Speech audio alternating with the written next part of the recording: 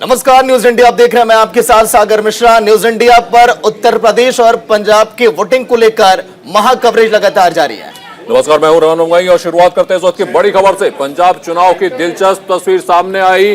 विक्रम मजीठिया और नवजोत सिंह सिद्धू आमने सामने आए। दोनों नेताओं ने एक दूसरे को बधाई दी और कहा कि बेस्ट ऑफ लक। और अगर हम इन तस्वीरों की बात करें तो पंजाब चुनाव की जो तस्वीर है बेहद दिलचस्प तस्वीर है। विक्रम मजीठिया और नवजोत सिंह सिद्धू आमने सामने आए और इसके तमाम मायने हैं। लेकिन अच्छी बात यह है कि लोकतंत्र में ऐसी सुखद और खूबसूरत तस्वीरें सामने आती रहनी चाहिए। दोनों एक दूसरे के विरोधी, लेकिन जब आमने सामने आए तो एक दूसरे को शुभकामनाएं दी और जीत के लिए भी कांग्रेचुलेट किया। तो ये आप देख सकते हैं तस्वीरें, बेहद दिलचस्प तस्वीरें इस वक्त ये पंजाब चुनाव से आई हैं। और ऐसे ही जो तस्वीरें होती हैं वो लोकतंत्र को और ज्यादा खूबसूरत बनाती हैं। तो आज वोटिंग का दिन।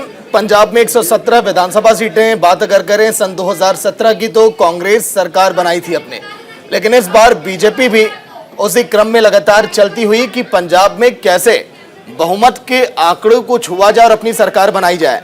कैप्टन अमरिंदर भी इस बार बीजेपी के साथ चल पड़े हैं, इसीलिए बीजेपी की उम्मीदें और भी ज्यादा बढ़ जाती हैं। रमन। हाँ बिल्कुल, और ये जो तस्वीरें भी सागर सामने आ रही हैं, और अगर ये मजीठिया जी की बात करें, सिद्धू जी की बात करें, तो ये जो आपसी प्रतिद्वंदी हैं लेकिन जब आमने सामने पड़े तो बेहद खूबसूरत ये तस्वीर सामने आई। एक दूसरे से गले मिले, एक दूसरे को बधाई दी, और यही लोकतंत्र की खूबसूरती है। इस तरह की तस्वीरें सामने आती रहनी चाहिए, क्योंकि आपका मतभेद हो सकता है लेकिन लोकतंत्र में आपका यकीन सबसे बड़ी बात होती है। और पंजाब में हमने आज सुबह से देखा कि किस तरह से लोग अपने मताधिकार का प्रयोग करने के लिए घरों से बाहर निकले हैं। सुबह से तमाम मुद्दों के साथ वो हमारे सहयोगियों से ग्राउंड जीरो पर बात चल रही है। उसमें मुद्दे की अगर बात करें तो रोजगार एक मुद्दा है, लगातार पलायन एक मुद्दा है, साथ ही साथ जो खनन है, जो ड्रग्स है, ये सब भी बड़े मुद्दे के रूप में सामने निकल कर आए हैं। अगर अमृतसर की बात करें तो वहां पर कहा गया कि नशे कि कोई भी छोटी से छोटी चीज उस शहर में नहीं होनी चाहिए। तो तमाम मुद्दे हैं जो ग्राउंड जीरो से हमारे सहयोगी लगातार आपको दिखा रहे हैं, आप तक पहुंचा रहे हैं।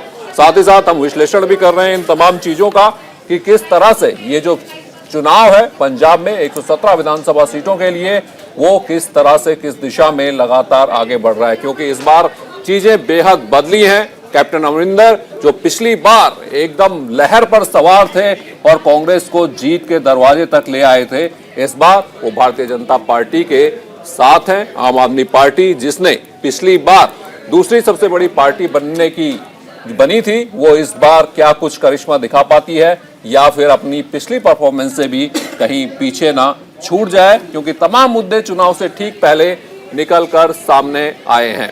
लेकिन आखिरी लम्हों पर रमन अगर देखा जाए यूपी बिहार के लोगों को लेकर बयान कैप्टन चन्नी का, ये क्या आज के दिन मतदान पर प्रभाव डालेगा? क्योंकि बीजेपी ने इन बयानों को बहुत बेहतर बनाया है। हाँ बिल्कुल सागर, और ये बयान सिर्फ चन्नी जी का ही बयान नहीं, और यहाँ पर बाकी सब पार्टियों ने भी तरह तरह के बयान यहाँ पर दिए हैं। और स्टूडियो से हमारे रेजिडेंट एडिटर हैं राजीव पाठक जी, वो भी हमारे साथ जुड़ गए हैं। साथ ही साथ शत्रुघ्न जी जो कि आम आदमी पार्टी के प्रवक्ता हैं, वो भी हमारे साथ जुड़ गए हैं। राजीव जी के पास चलते हैं। राजीव जी, जो दो तस्वीरें इस वक्त हम अपने स्क्रीन पर दिखा पा रहे हैं, वो शायद आप अच्छे से अपने दर्शकों को समझा पाएंगे, और ये शायद लोकतंत्र की एक खूबसूरत तस्वीर है। जी हाँ, ये बहुत ही मजबूत तस्वीर है, मैं कहूँगा खूबसूरत तो है ही। ये दिखाती है कि भारतीय लोकतंत्र कितना मजबूत है, जहाँ पे दो धुर विरोधी जो पिछले कई महीनों से एक दूसरे के खिलाफ रैलीज कर रहे हैं और बयान दे रहे हैं। बीच में सिद्धू साहब की जो बेटी हैं वो भी इन्वॉल्व हो गई थी, उन्होंने विक्रम मजीठिया जी के ऊपर कुछ कटाक्ष किए थे। बाद में ऐसी खबरें आई कि सिद्धू साहब ने मना किया कि नहीं बेटा आप मत बोलिए, और मजीठिया जी से जब उनका रिएक्शन मांगा गया था तो उन्होंने कहा कि देखिए वो मेरी बेटी के समान है, अगर उसने कुछ बोला भी है तो मैं उसका जवाब नहीं दूंगा, बच्ची है उसने कुछ बोल दिया होगा। और उसके बाद आज ये तस्वीर सामने आती है कि दोनों एक पोलिंग बूथ पर आते जाते वक्त मिलते हैं, दो अच्छे बातें आपस में एक्सचेंज करते हैं। ना ही उन्होंने ना ही उनके कार्यकर्ताओं ने, चूंकि हाल फिलहाल में ऐसा देखा गया कि अगर नेता खुद कंट्रोल में रहते हैं तो उनके कार्यकर्ता आपस में भिड़ जाते हैं, मगर यहाँ ऐसी कोई तस्वीर नहीं दिखी। दोनों के कार्यकर्ता भी बड़े ही अच्छे से मिले। दोनों ने बहुत ही कम, एक जैसे कहते हैं ना बॉटल नेक, एक आदमी के निकलने की जगह थी, बहुत ही क्लोजली निकले, आपस में कुछ ग्रीटिंग्स उन्होंने कुछ एक्सचेंज की और अपने अपने काम को निकल गए। तो ये एक बहुत ही खूबसूरत और बहुत ही अच्छी मजबूत तस्वीर है भारत के लोकतंत्र की। बिल्कुल, लोग ग्राउंड जीरो से मेरे सहयोगी भी जुड़े हुए हैं, पीयूष हाथरस से हैं और पटियाला से जसवीर जुड़े हुए हैं। पहले पटियाला चलते हैं, जसवीर का रुख करते हैं। जसवीर, इस वक्त क्या चल रहा है, किस तरह के मतदान का जोश वहां लोगों में दिखाई दे रहा है? कोई मुद्दा जो निकल कर सामने आया हो? इस समय थोड़ा सा धीमे चल रहा है। अभी 3 बज चुके हैं, अभी 40% वोट ही डले हैं पटियाला में। और मुद्दा ये है कि यहाँ पे कांग्रेस के जो चरणजीत सिंह चन्नी ने एक बयान दे दिया था कि जो भी कहते हैं कि बिहार और यूपी वाले बंदे हैं उनको हम बाहर निकालेंगे। ये जो बीजेपी ने मुद्दा बहुत उठाया, जिसकी वजह से शायद कांग्रेस को इसका नुकसान हो सकता है। जी सर। जसवीर, क्या आपके आसपास कुछ लोग हैं? अभी आप कह रहे हैं हालांकि मतदान की जो गति है वो थोड़ा कम है, क्या किसी से कुछ बात कर सकते हैं आप? अब आपकी बात कराने की कोशिश करता हूँ आपसे। हाँ जी सर, किन मुद्दों को लेकर आप वोट डालने आए हैं? जी, मैं अपने यूथ को बढ़ावा देने के लिए और जो यहाँ का पंजाब का कल्चर है, जैसा कि हम देख रहे हैं कि कैप्टन साहब मतलब एक नंबर लीडर तो हमेशा से रहे ही हैं यहाँ के पटियाला के। तो मैं मुद्दे उन्होंने इतने एक्सप्लेन कर दिए इन 4 महीनों में कि हम सारा साहस हमारा बीजेपी और कैप्टन साहब के खेमे में ही वोट डालेगा। हाँ जी मैडम, आप वोट डालने आए हो, किन मुद्दों को लेकर आप वोट डालने आए हो? मेन मुद्दा तो एम्प्लॉयमेंट का है जी, कि कोई भी पॉलिटिकल पार्टी ज़्यादा इस तरफ ध्यान नहीं दे रही कि बच्चे हैं जो वो फॉरेन कंट्रीज़ में भाग रहे हैं और अकेले पेरेंट्स, इतने बड़े बड़े घर हैं और उनमें अकेले बैठे हुए हैं। हाँ जी सर, आप वोट डालने आए हो, किन मुद्दों को लेकर आप वोट डालने आए? सर, वोट नहीं डालने आए, कैप्टन अमरिंदर सिंह को जिताने आए हैं, उनकी सपोर्ट में खड़े हैं, उनके वर्कर हैं। पीएलसी में मैं सेक्रेटरी पंजाब हूँ। चलिए, ठीक है। जसविंदर जी, मुद्दे तो एक ही है, जो कांग्रेस में रहते हुए कैप्टन साहब ने कोई खुले जुड़े हुए हैं। हाँ जी, पीयूष हाथरस से जुड़े हुए हैं। पीयूष के पास एक बार चलते हैं, उसके बाद फिर से पंजाब की बात करेंगे। पीयूष, वहां पे किस तरह का उत्साह इस वक्त देखने को मिल रहा है? देखिए रमन, सबसे बड़ी बात है कि हाथरस की जो सीट है, सादाबाद सीट पर हम खड़े हैं। बहुत दिलचस्प मुकाबला है, लेकिन आज सुबह से मैं एक बात का जिक्र कर रहा था। हाथरस का जब जिक्र होता है तो हाथरस कांड का भी जिक्र आ जाता है, लेकिन उसके बावजूद सबसे अधिक वोटर जो है वो यहाँ की महिलाएं हैं, सुबह से निकल रही हैं। इस समय तमाम ऐसी बच्चियां हमारे साथ, महिलाएं हैं जो फर्स्ट टाइम वोटर हैं। मैं उनसे सीधा रुख करता हूँ, पहली बार वोट देने जा रही हैं? जी हाँ। किन मुद्दों पर आप वोट देंगी? जी, कैंडिडेट अच्छा होना चाहिए और डेवलपमेंट करना चाहिए हमारी कॉन्स्टिट्यूएंसी में, उसको इस बेसिस पे वोट दीजिए। बिल्कुल, देखिए इनका मुद्दा है कि विकास के मुद्दे पर वोट देंगी और भी पहली बार की वोटर हैं। किस मुद्दे को सोच कर आई हैं वोट देने के लिए? जैसा कि दीदी ने कहा, सेम ही है, हमारे करियर पे भी ध्यान दें, एजुकेशन भी अच्छी हो, इस हिसाब से हम इस पे वोट देंगे। महिला सुरक्षा भी एक मुद्दा है, हाथरस का बड़ा जिक्र हुआ है 2020 में हाथरस कांड में। उसको लेकर क्या कुछ सोचा कभी कि ऐसा कुछ हो, ऐसी कोई सरकार हो जो महिलाओं की सुरक्षा करे? सोचा तो है कि आगे जो भी लड़कियां हैं सेफ ही रहें, आगे मतलब अच्छी से सरकार अभी कानून व्यवस्था को किस तरह से देख? बेकार है। कानून व्यवस्था को बेकार बताया है। पहली बार की वोटर है, क्या नाम है आपका? ज्योति शर्मा। ज्योति, क्या लग रहा है, किस मुद्दों पर आप आज अपने लिए अपना जनप्रतिनिधि चुनेंगे, अपनी सरकार चुनेंगे? सादाबाद का विकास। का विकास। चलिए पीयूष, एक चीज मैं ये जानना चाहूंगा, हाथरस ही वो जगह है जहां से गुलाल बनकर देश की विभिन्न गलियों में जाता है और पीएम नरेंद्र मोदी ने अपनी रैली में कहा कि होली का गुलाल अब बीजेपी अपने ऊपर चढ़ाएगी और जश्न मनाएगी। क्या लग रहा है, बीजेपी पर वाकई में गुलाल यहां से निकलकर देश की गलियों में जाएगा? कुछ ऐसे समीकरण बनते हुए दिखाई दे रहे हैं, सुबह से लगातार आप रिपोर्टिंग कर रहे हैं पीयूष। देखिए सबसे बड़ी बात है कि जो समीकरण है वो समीकरण अभी सीधा ईवीएम में कैद हो रहे हैं। हाँ। और ऐसे में अभी क्या कुछ किस करवट ऊंट बैठेगा ये बताना बहुत मुश्किल है। लेकिन यहाँ पर लोगों का एक कंसर्न है, एक कहना है, जो यहाँ पर बच्चियां हैं, पहली बार की वोटर हैं, यहाँ वोट देने आई हैं, उनकी फैमिली आई है, उनकी माताएं आई हैं, वो विकास के मुद्दे पर वोट देने आए हैं। और बाकी तो ईवीएम बताएगा कि विकास किसने किया या विकास कौन देगा। बिल्कुल पीयूष, और तमाम मेहमान भी हमारे साथ जुड़ चुके हैं, विवेक सिंह भी हमारे साथ जुड़ चुके हैं, राजनीतिक विश्लेषक हैं। पहले शत्रुघ्न जी के पास चलते हैं। शत्रुघ्न जी, पंजाब से आपको बहुत उम्मीद है इस बार, कहाँ क्या क्या खबरें आ रही हैं? आपके तो तमाम जो एजेंट्स होंगे वो बूथ पे मौजूद होंगे। बिल्कुल, हमारे सभी एजेंट, सभी कार्यकर्ता जिनको जैसे जैसे जो जिम्मेवारी मिली है सब मुस्तैदी से लगे हैं और हम लोगों को पूरा विश्वास है कि 2/3 बहुमत से ऊपर आम आदमी पार्टी आज पंजाब में मताधिकार आम आदमी पार्टी के पक्ष में होगा और निश्चित रूप से आम आदमी पार्टी जो 10 मार्च का जब वोटों की गिनती होगी तो भारी बहुमत से पंजाब में सरकार बनाएगी। लेकिन शत्रुघ्न जी, कुमार विश्वास ने तो लपेटे में ले लिया जब मतदान के देखिए आखिरी लम्हे पर, ऐसे में डर नहीं लग रहा? कुछ फर्क नहीं पड़ेगा? वोटरों का मिजाज बदलेगा नहीं? कुमार विश्वास जी ने जब चुनाव की अंतिम घड़ी में जिस शगुफा को लेकर के आए उससे जनता में कोई फर्क नहीं पड़ेगा, क्योंकि जनता अब समझ चुकी है कि ये लोग चुनाव के समय कुछ शगुफा छोड़ते हैं, इसमें कहीं से कोई सच्चाई नहीं है। ये लोग कौन सर? अभी के तो लोग थे, ये नहीं है। ये लोकतंत्र में जनता सबसे बड़ी ताकत है और जनशक्ति के सामने तमाम तरह की जो साजिशें हैं वो फेल होगी, वो खत्म होगी और साजिशों का कोई चलिए चलेगा नहीं। इसमें राजीव जी को जोड़ना चाहेंगे। राजीव जी ने लगातार पंजाब को कवर किया है, तो राजीव जी, दरअसल पिछली बार का जो चुनाव था उसमें भी ऐसा ही कुछ हुआ था और सीधा सीधा जो नुकसान था वो आम आदमी पार्टी को देखने को मिला था।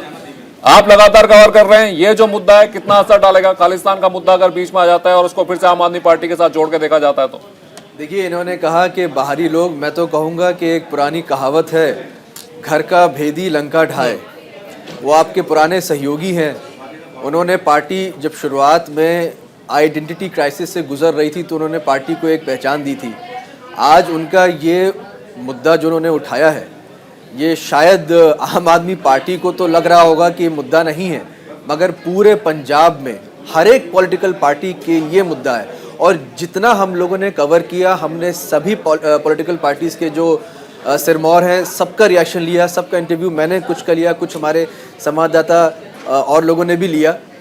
सारी पार्टियां खालिस्तान के मुद्दे पर एक हैं, चाहे वो कैप्टन अमरिंदर सिंह हो, चाहे वो मुख्यमंत्री चन्नी साहब हो, चाहे वो प्रकाश सिंह बादल जी हो, चाहे deputy CM OP Soni ji हो, सभी, और भाजपा के सभी नेता हो, पीएम की रैली हो, सभी लोग खालिस्तान वाले मुद्दे पे एक हो चुके हैं। और आम आदमी पार्टी इस मुद्दे पर पूरी तरीके से पंजाब में घिरी हुई। अगर कोई एक मुद्दा उनके खिलाफ अगर हुआ है तो मेरा मानना है वो यही मुद्दा है। लेकिन राजीव जी, यहाँ पर एक सवाल ये भी हो जाता है कि कांग्रेस क्यों बीजेपी के साथ चल रही है? कांग्रेस क्यों घेरने में लगी आम आदमी पार्टी को? क्या कांग्रेस भी फायदा उठाना चाहती इन बयानों को लेकर?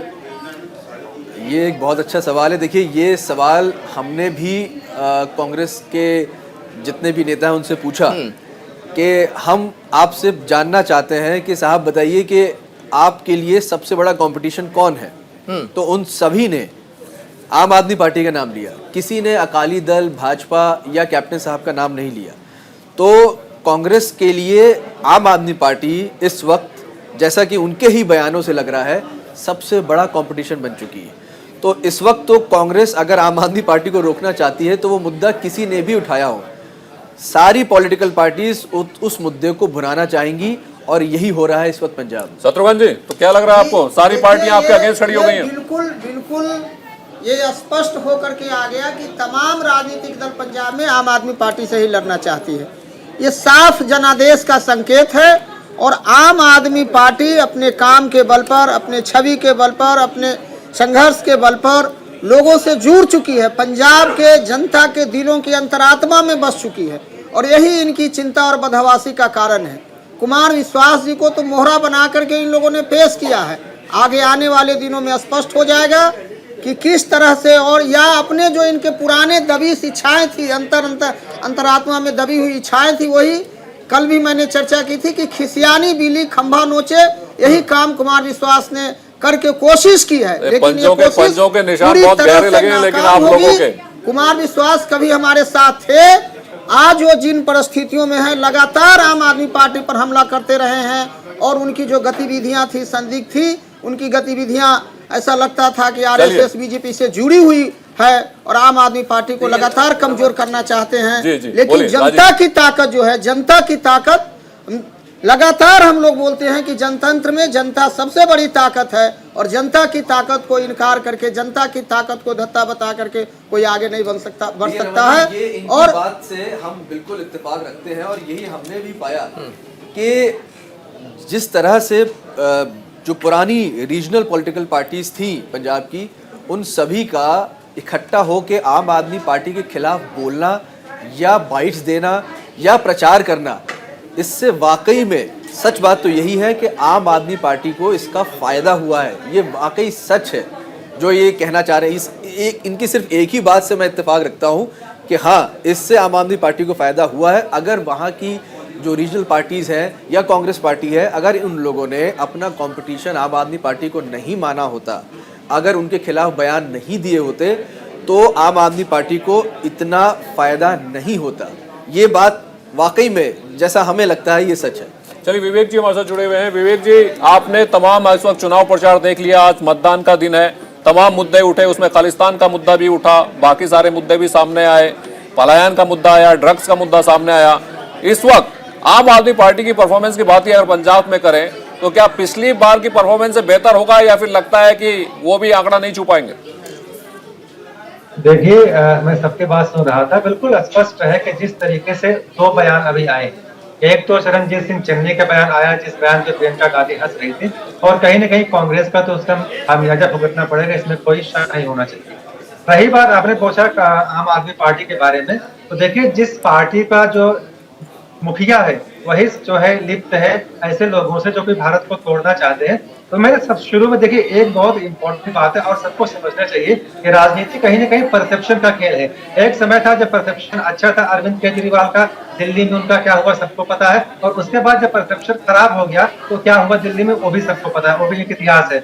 तो अब इसको अगर कुमार विश्वास जो अभी एक हल्की बात कर रहे थे, कुमार विश्वास कोई ऐसे व्यक्ति नहीं है कोई बयान दे देंगे किसी राजनीतिक दल को फायदा दिलाने के लिए या किसी राजनीतिक दल को नुकसान पहुंचाने के लिए कोई बयान नहीं देंगे। जो सच है उन्होंने सामने लाया है और ये सच जो है चुनाव के पहले आया है और इसका प्रभाव बहुत ज्यादा पड़ने वाला है। और जो आम आदमी पार्टी जो कि एक खास आदमी पार्टी बन गई है, इसकी परफॉर्मेंस जो पहले इन्होंने दोहराया 2017 में, उसको जो है रिपीट करता है मुझे लगता है बहुत मुश्किल होगा। ग्राउंड पे चलते हैं। कुलवीर मेरे सहयोगी ग्राउंड पे मौजूद हैं और वो भी बहुत ही ऐतिहासिक शहर में मौजूद हैं, अमृतसर में मौजूद हैं और लगातार अमृतसर को कवर भी करते रहे हैं। कुलवीर, इस वक्त अगर हम अमृतसर की बात करें तो ये जो मुद्दा है जो कि आम आदमी पार्टी पर आरोप लगाया, उनके खास सहयोगी ने लगाया, फाउंडर मेंबर ने आरोप लगाया, उसका असर क्या कहीं देखने को मिला अमृतसर में? क्योंकि अमृतसर से अगर एक चावल का दाना निकाला जाए तो कुछ ना कुछ हकीकत सामने आएगी। देखिए, बिल्कुल जब भी किसी पार्टी के खिलाफ या किसी नेता के खिलाफ इस तरह के आरोप लगते हैं और उसको इतना तूल दिया जाता है तो निश्चित तौर पर कहीं ना कहीं जो फ्लोटिंग वोटर है वो उसकी मनोदशा पर असर जरूर पड़ता है। लेकिन बहुत सारे लोग ऐसे भी हैं क्योंकि टाइमिंग को लेकर बड़े सवाल जो है वो उठ जाते हैं, क्योंकि कुमार विश्वास यदि इतने साल पार्टी के साथ रह के और वो भी इलेक्शन के समय पे बोलते हैं तो निश्चित तौर पर कहीं ना कहीं जो टाइमिंग है उसको लेकर सवाल ज़रूर उठते हैं। लेकिन एक डेंट जो है वो कहीं ना कहीं ज़रूर पड़ता है ऐसे में पार्टी पर, क्योंकि रिएक्शन जो है वो काफ़ी ज़्यादा कड़ी प्रतिक्रिया जो है वो आम आदमी पार्टी की तरफ से भी दी गई है। और लेकिन देखना ये होगा कि क्या आम आदमी पार्टी जो है इसको ओवरकम कर पाएगी, क्योंकि ज़्यादा समय नहीं था। 2 दिन पहले ही कुमार विश्वास का इस तरह का बयान आता है और उसके बाद लगातार जो विपक्षी पार्टियां हैं, चाहे वो कांग्रेस की बात करें, श्रोमणी अकाली दल की बात करें या फिर भारतीय जनता पार्टी की बात करें, और जिस तरह से मुख्यमंत्री चरणजीत सिंह चन्नी ने पत्र भी लिखा केंद्र को और वहाँ से भी तुरंत जवाब आता है, तो निश्चित तौर पर एक राजनीति तो हो रही है। लेकिन जो फ्लोटिंग ये कहें कि फ्लोटिंग वोटर्स है जिसको हर पार्टी अपनी तरफ करना चाहती है, और क्योंकि आम आदमी पार्टी का काडर वोट जो फिलहाल पंजाब में नहीं है, तो फ्लोटिंग जो वोटर्स है उसके सहारे ही कहीं ना कहीं आम आदमी पार्टी एक बड़ी बिल्कुल विवेक जी, आम आदमी पार्टी को वही कहावत याद आ रही होगी, घर का भेदी लंका ढाए। बेशक आज घर में नहीं है, लेकिन आम आदमी पार्टी के घर को बनाने में, उसकी नींव रखने में उनका बड़ा योगदान रहा है। तो चलिए यादव परिवार की 5 तस्वीरें आपको दिखाएंगे, किस तरह से एकजुटता इस बार के चुनाव में देखी गई। सन 2012 के चुनाव में आपने ऐसी तस्वीरें देखी होंगी, लेकिन 3 साल के बाद मुलायम सिंह यादव अखिलेश यादव के साथ एक मंच पर नजर आए। मुलायम सिंह यादव की तस्वीर जब वो व्हील चेयर से पहुंचे वोट डालने के लिए, रामगोपाल यादव, अखिलेश और डिंपल जब पहुंचे मतदान के लिए, शिवपाल यादव और एक तरफ तेज प्रताप यादव। ये 5 दिग्गज चेहरे जिन्होंने अपना वोट डाला, और इनका मतदान केंद्र पर जाना ये संदेश भी देता है कि सपा के पक्ष में आप वोट डालिए और एक बार फिर सपा की सरकार बनाइए, सन 2012 की तरह मौका दीजिए। और एक बार फिर से हाथरस का रुख करते हैं, क्योंकि हर जगह के चुनाव से जुड़ी हर खबर सबसे पहले हम आप तक पहुंचा रहे हैं, तमाम अपडेट आपको दे रहे हैं। तो पंजाब की बात के साथ साथ उत्तर प्रदेश की बात भी, हाथरस में पीयूष मेरे सहयोगी मौजूद हैं। पीयूष, क्या तस्वीरें, किस तरह का उत्साह लगातार, पहले तो अपडेट दीजिए फिर आगे बात करते हैं। 50% से ज्यादा का मतदान अब तक हो चुका है यहाँ पर। और सबसे बड़ी बात है, जिस सीट पर मैं खड़ा हूँ, सादाबाद सीट, इस सीट के बारे में थोड़ा सा बताना चाहूंगा रमन आपको कि ये सीट परंपरागत रालोद की सीट रही है। हालांकि 80 तक कांग्रेस का विधायक यहाँ पर रहा, उसके बाद ये रालोद की सीट रही। 2 बार भारतीय जनता पार्टी ने यहाँ पर खाता खोला, 91 और 96 में। 2012 में यहाँ पर समाजवादी पार्टी, उस समय जब 2012 में सत्ता में आई थी, तब यहाँ पर चुनाव जीती थी। 2017 में भी भारतीय जनता पार्टी इस सीट पर जीत नहीं हासिल कर पाई थी। रामवीर उपाध्याय बसपा के टिकट पर यहां से चुनाव जीते थे। हालांकि रामवीर उपाध्याय को जब बसपा से निलंबित कर दिया गया तो भारतीय जनता पार्टी का दामन उन्होंने थाम लिया और भारतीय जनता पार्टी के टिकट पर वो मैदान में है। लेकिन यहां पर गठबंधन का भी प्रत्याशी मैदान में है। और चूंकि मैंने पहले भी कहा है कि ये रालोद की परंपरागत सीट है, अगर जातीय समीकरण हम उठा के देखें तो जाट बाहुल्य सीटों में से एक आती है। ये 90,000 से ज्यादा जाट वोट हैं यहाँ पर। पीयूष, लेकिन एक बात आपसे समझना चाहेंगे, दरअसल अगर पिछले बार की बात करें तो उत्तर प्रदेश के इन सीटों में भारतीय जनता पार्टी को फायदा हुआ था। 49 के करीब सीटें उन्होंने जीती थी। लेकिन तब की बात करें तो कुनबा बिखरा हुआ नजर आ रहा था। और अभी जैसे कि सागर ने आपको तस्वीरें दिखाई जिसमें मुलायम सिंह यादव का कुनबा आज पूरा है, तो क्या इस बार ये जो खींचतान है वो खत्म हो गई है? हालांकि जो अपने शिवपाल चचा है उनकी उदास चेहरे वाली तस्वीरें भी नजर आई, तो बाहर से तो सब कुछ सही लग रहा है, लेकिन क्या चाय की प्याली में तूफान है अंदर? देखिए, कहीं ना कहीं चाय की प्याली में कुछ ना कुछ तूफान जरूर होगा। अगर शिवपाल सिंह यादव वापस आए जरूर हैं, लेकिन एक बात तो साफ है, जिस तरह से 17 के चुनाव के ठीक पहले जो यादव कुनबा बिखरा था, जो महाभारत हुई थी, वो महाभारत सबको याद है। और उस महाभारत में कितना कुछ कह दिया गया था। भले एक कहावत हमने पढ़ी थी, कबीर रहीमन धागा प्रेम का मत तोड़ो चटकाए, और अगर टूट गया है और दोबारा जोड़ा जाएगा तो गांठ जरूर पड़ जाएगी। तो वो गांठ तो जरूर है रमन, उससे इनकार नहीं किया जा सकता, गांठ जरूर है। बिल्कुल बिल्कुल पीयूष, लेकिन सत्ता ऐसी चीज है कि वो बड़ी से बड़ी गांठों को भी खोल देती है। जब बुआ बबुआ साथ आ गए तो ये तो चाचा भतीजा है, इसमें कोई गलत बात भी नहीं है, अच्छी बात है। कुनबा साथ है, देखें क्या होता है। एक बार फिर से पंजाब को रुख करते हैं, राजीव जी हमारे साथ जुड़े हैं। राजीव जी, एक बात और समझते इस बात को है कि अगर चेहरे की बात करें तो मुख्यमंत्री का चेहरा आम आदमी पार्टी का भगवंत मान, कांग्रेस का चरणजीत सिंह चन्नी, भाजपा ने कोई नाम दिया नहीं, हालांकि कैप्टन अमरिंदर सिंह उनके साथ थे, तो एक मान सकते हैं कि एक चेहरा उनका है। किसमें कितना दम है, क्या लग रहा है, कौन खींच पाएगा वोटर्स को? देखिए, अगर हम इंडिविजुअल कैपेसिटी में बात करें, एक लीडर की बात करें, पॉलिटिकल पार्टी से उसको ना जोड़ें, तो इस वक्त सबसे मजबूत चेहरा तो चन्नी साहब का ही है। एक मजबूत लीडर है, बहुत कम वक्त में अपनी एक अलग पहचान बनाई है। उसके बाद अगर हम ग्रेडिंग करें तो नंबर 2 पे कैप्टन साहब रहेंगे, क्योंकि बहुत ही सीनियर लीडर हैं और पंजाब की राजनीति के भीष्म पितामह भी कहे जाते हैं, बड़े रिस्पेक्टेड लीडर रहे हैं। तो नंबर 2 पे हम मानेंगे कि कैप्टन साहब का एक पॉपुलैरिटी है, और फिर कहीं जाके भगवंत मान जी का नाम आएगा। हालांकि अगर हम पार्टी से जोड़ दें तो इस वक्त भगवंत मान जितने भी पुराने सूरमा हैं सबको बराबर की टक्कर देते दिखाई दे रहे हैं। लेकिन अब देखिए शाम तक क्या लोगों का मिजाज होता है। और पिछले लोकसभा चुनाव में कवर कर रहा था और भगवंत मान की मैं रैली कवर कर रहा था, भयंकर भीड़ थी, लोग दीवाने हुए पड़े थे उनके चारों पास, उनके आसपास। हालांकि एक घेरा था जिसके अंदर वो लोगों को घुसने नहीं दे रहे थे, अब उसकी बहुत सारी वजह हो सकती है, लेकिन बहुत जबरदस्त भीड़ थी। तो उन्होंने अपना कद बढ़ाया मुझे लगता है, और चेहरे की भी पहचान बढ़ी है। ये बिल्कुल ठीक कह रहे हैं, और ये पिछली बार ही नहीं इस बार भी हुआ है। अगर वो कहीं रैली करने जाते हैं तो वहाँ रैली में जो भीड़ थी वो इतनी ज़्यादा जुट गई कि पुलिस, जो लोकल प्रशासन था, वो कंट्रोल नहीं कर पा रहा था। और इस वक्त भी इस बार भी जितनी भी चुनावी रैलियां भगवंत मान ने की, उसमें उन्होंने मीडिया से भी एक सुरक्षित दायरा बना के रखा। पहले से ही जब बातचीत हो गई तभी इंटरव्यू भी दी हैं। ऐसा नहीं कि वो कहीं रैली करने गए हैं, वहाँ पे 20-50 पत्रकार मौजूद हैं, उन्होंने माइक लगाया और उन्होंने सब जगह बाइट दी हो। तो जो आपका ऑब्जर्वेशन है बहुत ही क्लोज ऑब्जर्वेशन है और वो आज भी बरकरार है। हाँ, जनता के बीच में उनकी पॉपुलैरिटी बहुत बढ़ गई है, इसीलिए मैंने कहा कि पार्टी के हिसाब से अगर देखें तो वो सबको बराबर की टक्कर दे रहे हैं, कहीं पीछे नहीं है। शत्रुघ्न जी, क्रैश कोर्स दिया है लगता आपने भगवंत मान साहब को दिल्ली बुला करके, संभल के बोले संभल के चले। देखिए, वो पहले भी संभल कर बोलते थे, चलते थे। काफ़ी आप सबने भी चर्चा की कि काफ़ी लोकप्रिय हैं, लोगों में उनकी लोकप्रियता और दीवानगी सर चढ़ करके पंजाब के इस चुनावी जनसभाओं में या जहां कहीं भी रोड शो में सब जगह होता रहा, कहीं कोई नहीं।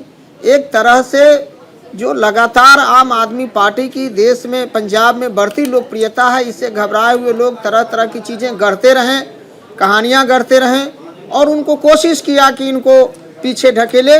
लेकिन हमारा बस एक ही कहना है कि जो जब जनता में बन जाती है ताकत, जनता समझने लगती है कि यही लोग हमारी आवाज़ को, हमारे एजेंडा को समाज और राष्ट्र की एजेंडा बना देते हैं, तो सब पीछे पड़ जाते हैं। और यही आज पंजाब में हुआ है, आगे आने वाले समय में देश में तो ठीक है, हम खुद भी कह रहे हैं, हम आपकी बात से इत्तेफाक रखते हैं कि पंजाब में हुआ है। यूपी में क्या हो गया? यूपी में क्यों नहीं? आप राजीव जी रोक रहा हूं आपको, एक बड़ी खबर आ रही है, बड़ी खबर आपकी टीवी स्क्रीन पर। हाथरस में 3 बजे तक 50.10% मतदान हुआ। जालौन में 3 बजे तक 46.87% वोटिंग हुई। कासगंज में 3 बजे तक 50.74% मतदान। महोबा में 3 बजे तक 51.71% वोटिंग हुई है। तो वोटिंग की प्रतिशत लगातार बढ़ती हुई बड़ी खबर जो आप देख रहे हैं, हाथरस में 3 बजे तक 50.10% वोटिंग। ये इशारा किस तरफ है? क्योंकि यहां पर कहा जा रहा है कि दलित बेटी की जो हत्या हुई थी गैंगरेप के बाद रात के अंधेरे में, यह मुद्दा बीजेपी पर भारी पड़ेगा। तो क्या यह मतदान का प्रतिशत इशारा करता है कि विपक्ष यहां पर यह सीट जीत सकती है? तमाम ऐसे सवाल। रमन, बिल्कुल, और ये तमाम जो आंकड़े हैं वो लगातार हम आपको दिखा रहे हैं, सारे अपडेट्स आपको सबसे पहले न्यूज इंडिया पर दिखा रहे हैं। ग्राउंड जीरो पर हमारे सहयोगी तमाम तस्वीरें आपको दिखा रहे हैं, तमाम अपडेट हम आपको दिखा रहे हैं। जालौन में 3 बजे तक 46.87, कासगंज में 50.74% मतदान हुआ है। तो सबसे पहले ताजा अपडेट आपको न्यूज इंडिया दे रहा है। महुआ में 3 बजे तक 51.71% वोटिंग हुई है। हाथरस में 3 बजे तक 50.10% मतदान हुआ है। यानी मतदान अभी ठीक हो रहा है, अभी काफी वक्त है, इसका प्रतिशत बढ़ सकता है।